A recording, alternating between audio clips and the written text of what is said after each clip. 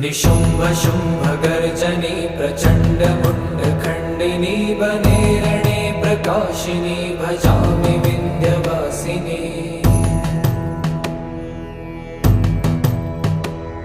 त्रिशूलमुण्डधारिणी धराविघातहारिणी गृहे गृहे निवासिनी भजामि विन्ध्यवासिनी।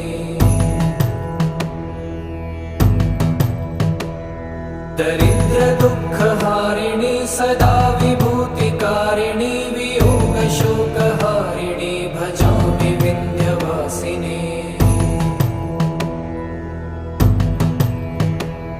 लसत्सुलोललोचनं लतासनं वरप्रदं कपालशूलधारिणी भजामि विन्ध्यवासिनी। कराब्जदा